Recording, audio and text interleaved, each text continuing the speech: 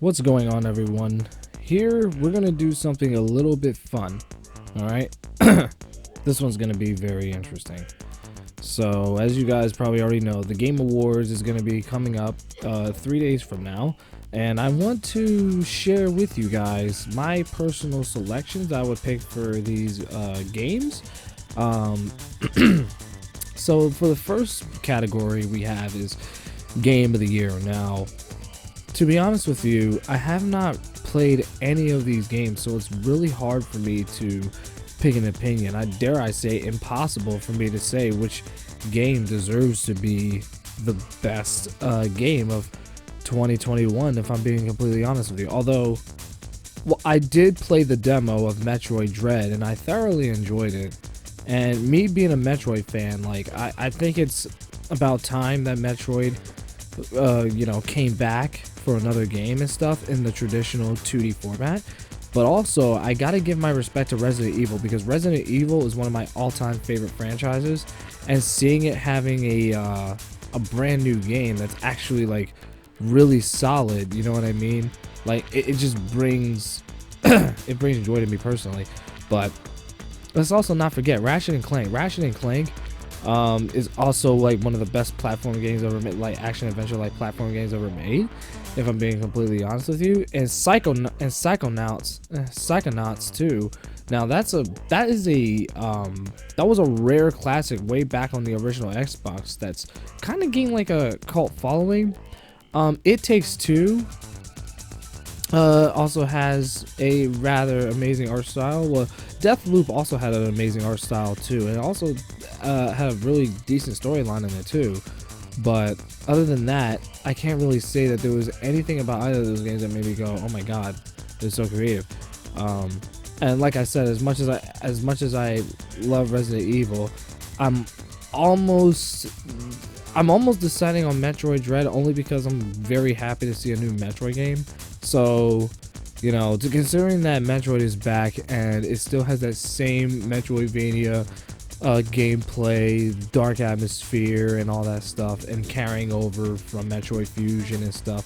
Like, I love the continuity. That's not to say Resident Evil Village doesn't do that either, but with Metroid, it's purely an emotional thing. Like, I'm just very happy to see a new Metroid game. So for this one, I'm probably gonna cast my vote for Metroid Dread as Game of the Year, only because of how much I really love Metroid. So I'm gonna select that one, and we're gonna move on to the next one. So here we got best game direction. Now, honestly, this one, I can't really say which one really did, because all of them were great in their own way. But I'm almost certain that I want to give it to Deathloop, only because I just love the direction that the game was going. Like I said, it has a great design and everything, and I just love the innovation. I love like I said, I love not only how the gameplay is, but also the style of the game too. Like it's literally like one of the most creative shooting games I've ever seen. And considering that it's made by Bethesda, doesn't exactly surprise me, given the fact that they're the people that owns Doom. So for this one, I'll give it to Deathloop. I'll give it to Deathloop for that one. Okay, sorry, that was pretty rude. Next we have best narrative for outstanding storytelling and narrative development in the game. This one, I can't really vote on this one, honestly, as much as I would want to. But I can say that I am playing Guardians of the Galaxy currently, and I'm really enjoying it. I'm really loving the story and everything. Some people complained about how, some people, complain about how Square's making these Marvel games just to advertise the MCU movies. But honestly, the games that Square has been putting out for Marvel has honestly been better than what most people make it out to be like. Even though Avengers did have its flaws, the one thing that saves this game, in fact there's a couple of things that saves Avengers from obscurity, is the outstanding story, the amazing combat system, and the amazing graphics. You got those three, right? And I feel like that's why Marvel's Avengers is not as bad as everyone says it is. Like, sure, it has its flaws. It could have been better, but was it a terrible game? No. In fact, I think Marvel's Avengers is still a very, very fun game to play. And if you hated it the first time around, I'd say give it another chance. But with Guardians of the Galaxy, it definitely improved. And I love the fact that they're really trying to create, like I love the fact that Square is making their own interpretation of the Marvel universe and everything, but they're, you know, they're very, while they're very faithful to the original source material, it's like, it's just fun to see Square do their own interpretation of Marvel. You know what I mean? So I guess I'll vote for this one. I'll vote for Guardians of the Galaxy only because I'm really enjoying it right now. So I'll give it to that one. Please keep in mind, this is just my personal opinion, so don't take my votes too seriously. Best art direction for outstanding creative or technical achievement in artistic design and animation. Okay, this one I'm probably like I said, I like Deathloop's art style, but dude, Bridge of Spirits is on here. How am I not supposed to vote for Kenna Bridge of Spirits? This is just, like I said, this is just my personal opinion and my personal votes, so please don't take me seriously. But Kenna really has, I really love the style of the game. I really do. You know what I mean? Like, I know I did say that Deathloop also has an amazing art style, but Kenna just literally blows my mind with its colorful visuals and perfect lighting and everything. It's, first of all, and what really makes Kenna stand out from Deathloop is the fact that Kenna's is an indie game. So to see an independent game with, like, you know, high third-party games like from companies like Bethesda, Xbox Game Studios, and Insomniac, to see them with them, it's just absolutely amazing. So I'm gonna have to cast my vote for Kenna Bridge of Spirits. Alright, best score and music. For outstanding music, inclusive score, original song, or licensed music. Oh, holy crap, this is a tough one. First of all, I don't care what anyone says, Cyberpunk 2077 is a great game, and it also has a great soundtrack that I do listen to on my Spotify. Guardians of the Galaxy is just filled with music. It's basically a licensed soundtrack from music from like the 80s, which, if you're into that kind of music, which admittedly I am a fan of 80s music, despite the fact that I was never born in the 80s, but I do love 80s music. You know, I'm kind of more of a fan of originality, but that's just me. And Near Replicant, it's, oh man, and consider that it's developed by one of the best composers ever, Keiichi Okabe. It's like, it's hard for me to say. Like, I literally do not know who I should vote for. I was almost tempted to vote for Cyberpunk 2077, just with the intent of pissing people off or trolling them. But I'm not looking to stir the pot, honestly. But it's just so tough. Like, I don't know which one to pick. It's a very, very close one. It's a very, very close fight, but I'm probably gonna, I have to cast Cyberpunk 2077. Only because, as problematic as the game was, the one thing that cannot be denied is that Cyberpunk 2077 soundtrack really is good. Like, I just really love it. There's always like a different, like, original song that plays in the game during like specific actions, like during combat or, you know, stealth missions or driving missions, stuff like that, you know what I mean? And then you also have the fact that the radio station, I forget, there's this one radio station that plays like EDM music and stuff, and I love EDM music a lot. So I feel like the fact that Cyberpunk has all that is probably why I'm gonna have to vote for them in this case.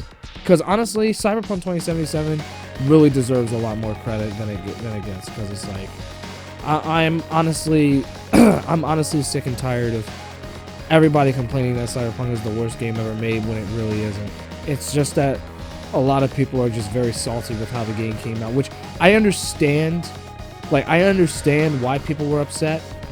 That's not to say that I, you know, discredit people, you know, people's emotions for getting upset, but I genuinely think that people were just way too harsh on Cyberpunk, and of course the Project Red should have handled the situation better than they did. But as of late, they've been taking things in the right direction with the game, and I'm looking forward to the game's future. Hashtag fix Cyberpunk 2077. Okay, best audio design. Recognizing the best in-game audio and sound design. This one I'm probably gonna have to give to Forza Horizon 5. As crazy as it is, Forza Horizon just. First of all, like the sound, I just love the fact that like each car like has a different sound engine and everything, and it's like, especially if you're wearing headphones, like it sounds, you know, really good on the ears and everything. You know, especially when you like go inside the car, like in the cockpit and everything, and then you hear stuff from like left to right and everything. Like say a car crashes like into you from the right, you would hear from the right, and vice versa. You know, stuff like stuff like that. And there's also the fact that the game is also like very beautiful as well, but that's besides the point. So I'm probably gonna have to vote for Forza Horizon first. Alright, best performance. Awarded to an individual for voice acting, motion, and/or performance together. Jeez Louise. So here we have Life is Strange, Far Cry, Deathloop, and Resident Evil Village. Honestly, I gotta vote for my lady. Lady Dimitrescu is just, come on. Who would not vote for her? I mean, literally, Lady Dimitrescu has become such a popular character. It's ridiculous. How can I not vote for her? That was a no-brainer for me. I'm sorry. Okay, let's see. Games for Impact, for a thought-provoking game with a pro-social meaning or message. Okay, so I'm not familiar. Admittedly, I'm not familiar with any of these games, so this one I may need to skip only because I have not played or even heard or seen anything from either of them. I am aware of Life is Strange, but I have not seen True Colors though. So this one I'm probably gonna have to skip, unfortunately. I was hoping I would fill all 30 of them, but evidently there's some that I can't do. Anyway, best ongoing. Awarded to a game for outstanding development of ongoing content that evolves the player experience over time. Okay, so there's Apex Legends, Final Fantasy 14, Fortnite, Genshin Impact, and Call of Duty Warzone. Alright, you know, decent selection of ongoing games that's been out for, you know, a couple years and they're still being supported. Final Fantasy 14, from what I hear, is actually really, really good despite me never playing it. I do want to give it a shot. No. Just no. Apex Legends, though, does look, low-key looks really good. Call of Duty Warzone, I also heard, is pretty good, but for this one, I'm probably gonna have to vote for Genshin Impact, only because, like, Genshin Impact really is a fun game. Like, it has, like first of all, I love the anime art style and the fact that it's literally The Legend of Zelda Breath of the Wild, but with like RPG elements in it. You know, so most people always keep thinking that Breath of the Wild is an RPG, but it isn't. It's an action adventure. So there's a major difference. But this one's an RPG, and the developers Emihoyo actually confirmed that they based the game's design off of Breath of the Wild, because you can do stuff like glide in the air and stuff like that. You know, you can find all kinds of items, you can cook. You know, basically everything that you could do in Breath of the Wild, you could do it in Genshin Impact. And, you know, this game can also be very, very fun to play with if you're around friends and stuff. So for this one, I'm going to have to vote for Genshin Impact because I legitimately really like this game. It's so good. Alright, best indie. For outstanding creative and technical achievement in a game made outside the traditional publisher system. This one is a no-brainer for me. I'm gonna have to vote for Bridge of Spirits. Bridge of Spirits is just a very beautiful looking game, but that's, like I said, it's just my personal opinion. All right, best mobile game. For the best game playable on a mobile device. Fantasian, Genshin Impact, League of Legends, Wild Rift, Marvel Future Revolution, and Pokemon Unite. This one's a no-brainer for me. You know, I see Genshin Impact. I know I'm gonna vote Genshin Impact.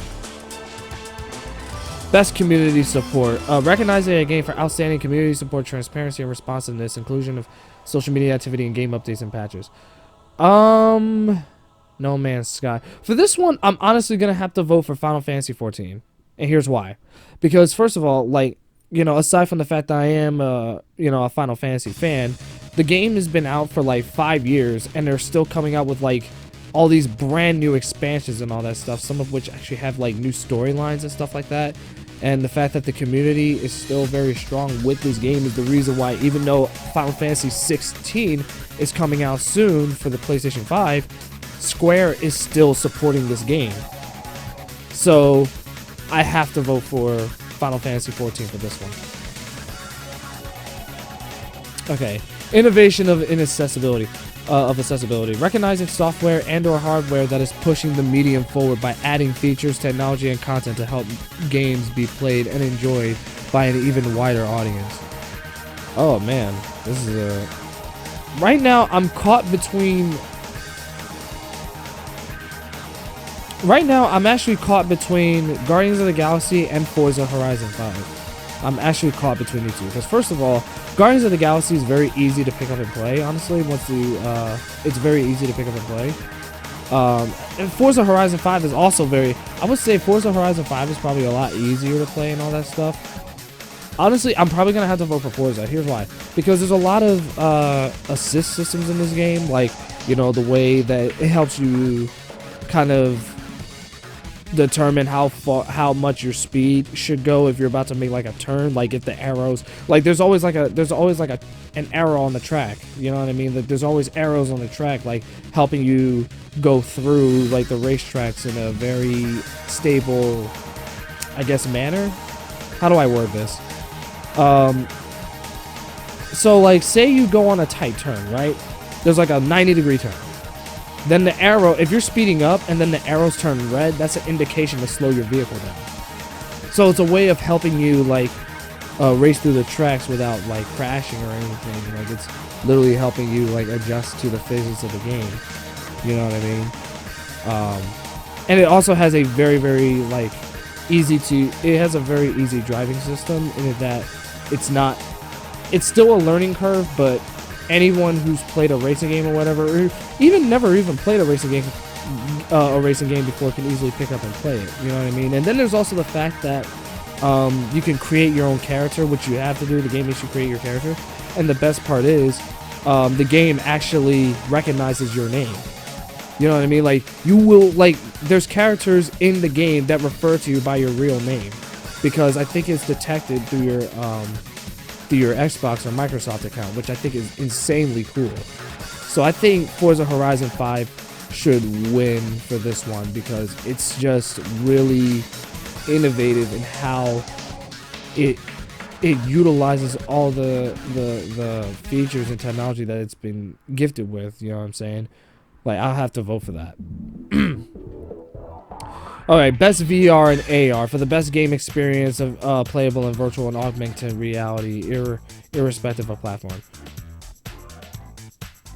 Look, Resident Evil 4, come on. I'll admit to being a tad bit biased, but Resident Evil 4 is one of my all-time favorite games. Like, in the top 5 of my favorite video games ever made. I have to vote for Resident Evil 4. Like, come on. Oh, this is a good one. Best action game. For the best game in the action genre, primarily focused on combat. Back 4 Blood, Chivalry 2, Deathloop, Far Cry 6, and Returnal. Jeez Louise.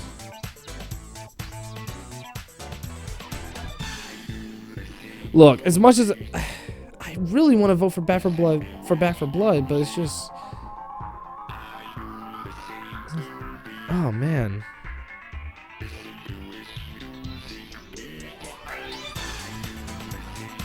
This one I may need to think about, because this is actually really tough. Oh man, this is actually really tough. Because the thing is, like, the fact that we're even seeing a new Far Cry game is honestly really cool. Deathloop, like I said, looks incredible. Returnal, which is an exclusive on the PS5, like, Returnal is like, it's a very, very good looking, like, game, you know what I mean? Like, it's a very, very, like, interesting, like, third-person shooter, you know what I mean? Like, it's very, it's very creative. Although, I don't know. But then, there's also the fact that, like, Returnal also has, like, it also has a really good story, you know what I mean? Like, it's kind of similar to Deathloop in the sense that the main character is, like, trapped in, like a time loop. Like, both games kind of have, like, a storyline where there's, like, a time loop involved, but the biggest difference between this game and Deathloop is the fact that, you know, Deathloop, you know, takes place in the 60s, and I'm not gonna lie, oh man, it's so close. Damn.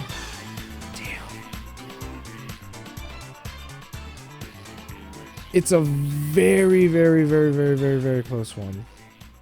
Like, I enjoy Back 4 Blood and everything, but Deathloop just, especially as someone who loves first-person shooters, like, I'm not gonna lie, I'm probably gonna have to vote for Deathloop for this one.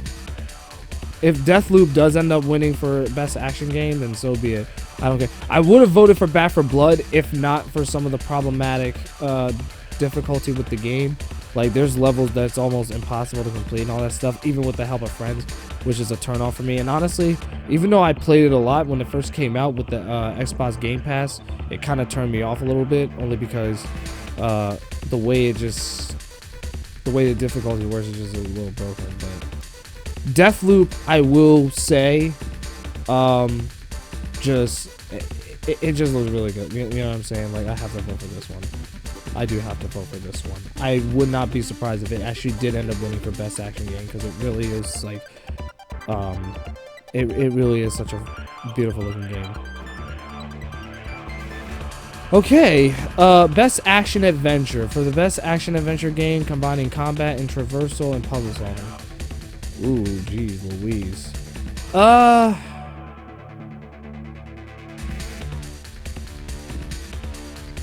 I mean, as much as I'm really enjoying Guardians of the Galaxy and everything, I cannot turn on Metroid. Metroid, like, first of all, the fact that Metroid, you know how most Metroidvania games work, like the fact that you go into one area and then you get something and then you have to, like, backtrack and all that stuff. Like, there's always something you have to figure out for your own.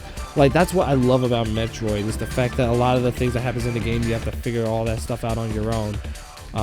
There is a little bit of puzzle solving with Guardians of the Galaxy, but I would argue you would get more of a challenge out of Metroid Dread. You know, I also got to give credit to Resident Evil, because Resident Evil is also known for their puzzle solving and all that stuff, although I will admit that their older puzzles were better. But I do also have to give credit to Capcom, especially with Resident Evil 7 being out. Like, the puzzles in that game were very complex, you know, took a while. A bit difficult, admittedly, for me to judge Village, because I've never seen Village besides Lady Dimitrescu, so I can't really say how the puzzles are in that game, nor can I say Ratchet & Clank. As much as I really, really want to give Ratchet & Clank Rift Apart more of a chance, because like I said, I really like Ratchet & Clank, but I've never played Rift Apart, so it's hard for me to judge that game. It's really hard. The only thing I can say about it is that it's obviously Ratchet & Clank. Like, the game's, like, you know, really fun, and the game looks you know, amazing and stuff. But I will have to say Metroid Dread probably deserves to win for best action adventure, because it's freaking Metroid. You know, they've been ruling for you. All right, best role playing. For the best game design with rich player character customization and progression, including massively multiplayer experiences. All right, as much as I really love Cyberpunk 2077, I also have to give credit to Scarlet Nexus, Tales of Arise as well, Shin Megami Tensei 5 as well. I have to give credit to all of them. However, if there's one role-playing game that deserves to win, Monster Hunter Rise. Monster Hunter Rise is a very difficult game, I'm not gonna lie, but you know, it literally does take a while to get used to. You know, a lot of people will probably not like it at first because admittedly it is pretty slow when you first start, but once you start getting better weapons and better armor and stuff, that's when the game starts to get more fun. Like this, it's one of those games where once you start upgrading your weapons and buying better weapons and getting better armor and stuff like that, that's when the game starts to get really fun. And Monster Hunter Rise also has an amazing soundtrack too, dare I say better than Cyberpunk, because it almost reminds me of classic RPG music in a way. And there's also the fact that, you know, the multiplayer is absolutely amazing. Like, I've put in so many hours of Monster Hunter Rise just playing with my friends, where we're just like grinding for material and killing different monsters and stuff to gain your materials and stuff like that. It's a very, very wonderful game. Like Monster Hunter Rise is easily one of the best games on the Switch, no doubt about it. It's one of my favorite games on the Switch, and I cannot wait for the Sunbreak DLC that it comes out. So as much as I would want to vote for Cyberpunk, only because Cyberpunk does deserve more love than what it gets, in my opinion, I'm gonna have to vote for Monster Hunter Rise, because if there's one game that I do like over Cyberpunk, it's Monster Hunter. Monster Hunter is actually like really good. Oh, best fighting game. Oh dear. Oh my god. Oh, this is gonna be tough. Oh my god. For the best game designed primarily around head-to-head combat, Demon Slayer, Guilty Gear Strive, Melty Blood, Nickelodeon All-Star Brawl, and Virtua Fighter 5. Holy crap. Out of all the entries I've done out of all the categories I've done so far, this one's the hardest. In fact, I may need to come back to this one at the end of the video just so I can think about it, because I don't want to stall for time. So first of all, I love Nickelodeon All-Star Brawl, but it is a Smash clone, so I can probably rule that out. Melty Blood deserves a lot more love and attention, because it really is one of the only other fighting games from my Arc System Works. Like, I know Arc System Works aren't the developers of the game, French Bet is, but I feel like Melty Blood also really does deserve a lot more love, only because of how creative it is. It's just not like the most memorable one. While it does have an amazing cast of characters and all that stuff, a lot of them are just not like household names, like compared to other more famous characters. Like in Virtua Fighter, there's, you know, Akira, Sarah, Brian, Jackie, Lou, Pi, and then in Guilty Gear Strive, you know, do I even need to say it? It's freaking Guilty Gear Strive, bro. It's fucking Guilty Gear. Easily, it has the best soundtrack out of all these fighting games too, and it has, you know, amazing Arc System Works style. You know what I mean? Like, I just love the character models in it, and the gameplay is just, you just have to play it. But I also gotta say, Demon Slayer: The Hidden Kami Chronicles, easily one of the best anime arena fighters I've ever played. Like, I don't care what anyone says, anime arena fighters are honestly some of the most fun fighting games to play. It's like, a lot of them are very complex. Like, a lot of them think that, you know, you're just mashing one button and all that stuff. Like, there's this and that's something I would love to make a video about in the future. You know, where I talk about how anime arena fighters, you're just like tapping one button, when that's not true. A lot of them actually have their own complex like fighting system that you have to get used to. Like Dragon Ball Z Budokai Tenkaichi 3 and Raging Blast both play very differently, have different control schemes. And then there's Naruto, Shippuden, Ultimate Ninja Storm 4, you know, then My Hero's Justice 2, you know, One Piece, I think it was called, what was it, Burning Blood or Burning Justice, something like that. I think it was called Burning Blood. But Demon Slayer: The Hinokami Chronicles, though, has an amazing story mode. It's easily one of the greatest looking like anime games I've ever seen. Like, the graphics are absolutely stunning, and the gameplay is excellent too. The only thing that keeps Demon Slayer from being a near perfect anime arena fighter is the lack of a really good netcode. Like, it uses a delay based netcode instead of rollback. And plus, like I said, most people just prefer like head-on, just you know, traditional 2D fighting, like, you know, head-to-head tournament fighter style gameplay. So that's why not everyone would be a huge fan of it. Because to be honest with you, if you really want to enjoy this game, you would have to be into Demon Slayer, honestly. But the fact that it's even nominated is just great. You know what I'm saying? Like, CyberConnect 2 is easily like one of the best developers. So I think I've already made my decision, honestly, just by talking about all of them. I am going to have to vote for Guilty Gear Strive.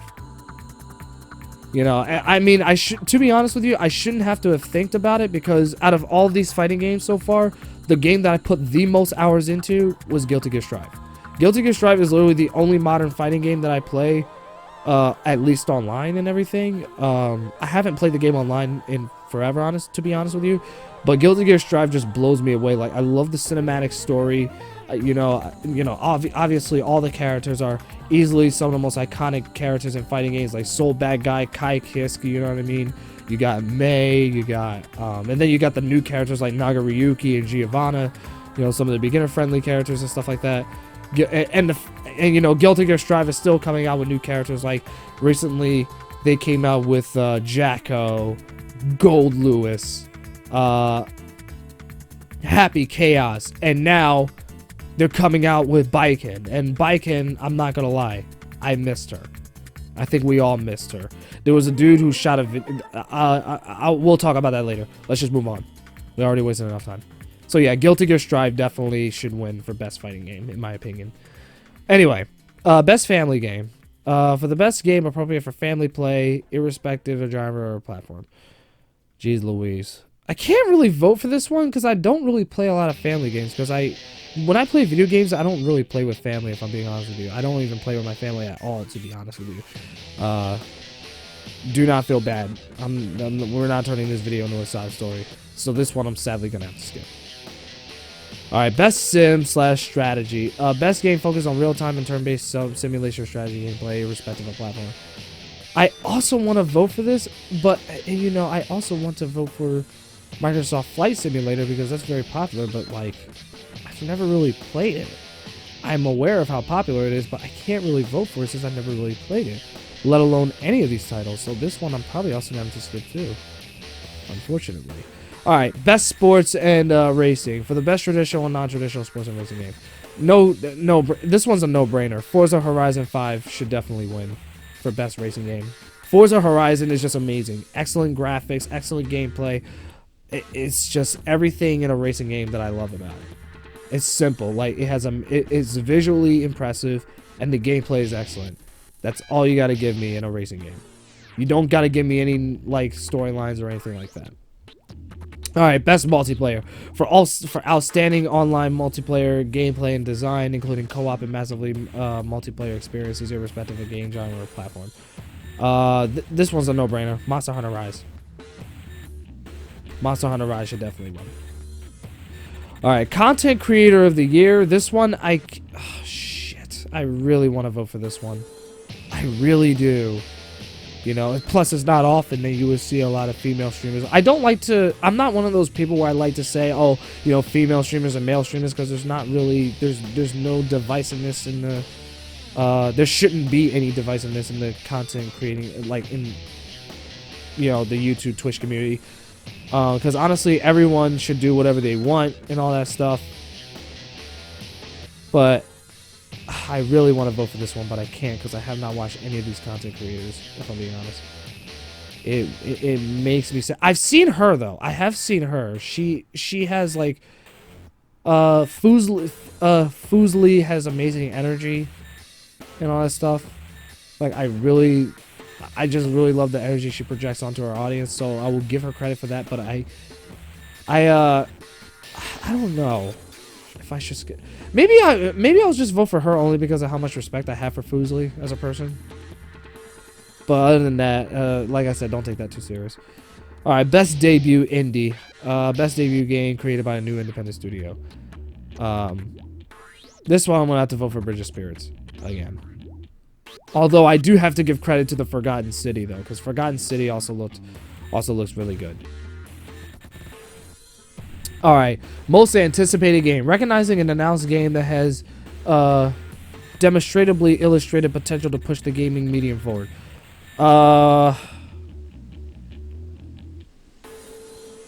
Legend of Zelda Breath of the Wild is one of my all-time favorite games in the top 5. Right up there with Resident Evil 4, Tekken 3, and all that. Like, Breath of the Wild is literally up there as one of my all-time favorite games. It's my favorite Nintendo Switch game. Imagine how emotional I got when I heard that Nintendo was going to be making a direct sequel to Breath of the Wild. Even if it doesn't turn out as good as Breath of the Wild, I'm still going to vote for it. I'm sorry. But Breath of the Wild is the game that turned me into a Zelda fan. Like, before I played Breath of the Wild, I wasn't even a Zelda fan. But I ended up buying the game when it was on sale on Amazon, and I was actually really surprised at how much I really, really enjoyed it, and it instantly became one of my favorites. Okay.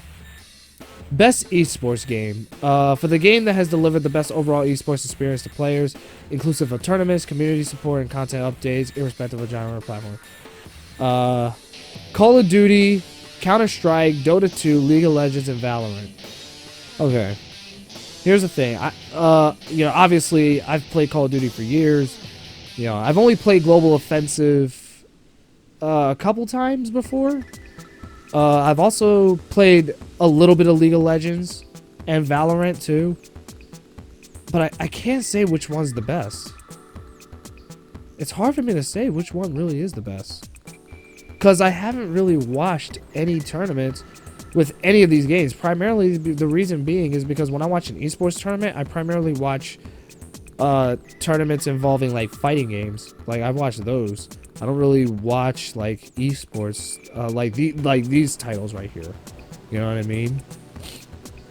But I suppose League of Legends does make people go nuts. I suppose. I don't know. Valorant, this one I'm unsure of, so I'll just go to the next one. Best esports athlete. The esports athlete judged to be the most outstanding for performance and conduct in 2021 in respect of the game.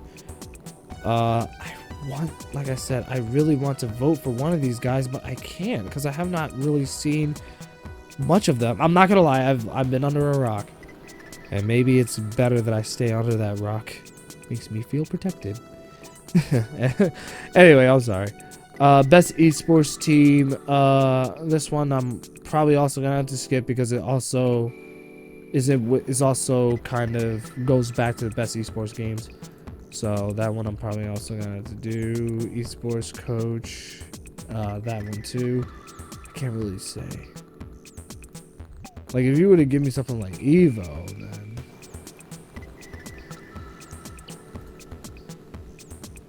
okay. Let's see. I think that was it. That was it, wasn't it? Let me see. Yeah. That was it. That was it.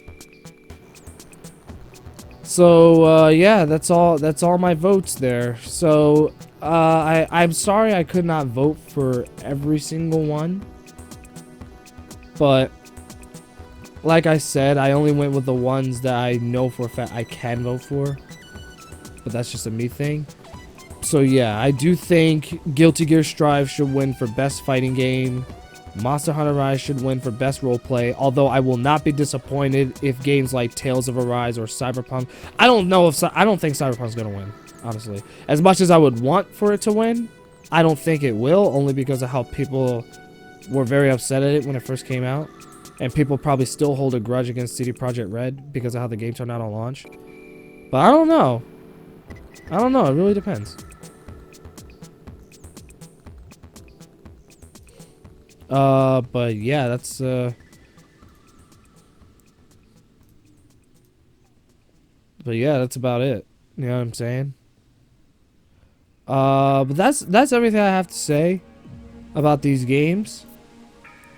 Definitely let me know what you guys think in the comments below. Let me know what you guys think should win for best art direction, community support, whatever you feel like you can vote for and stuff, you know what I mean?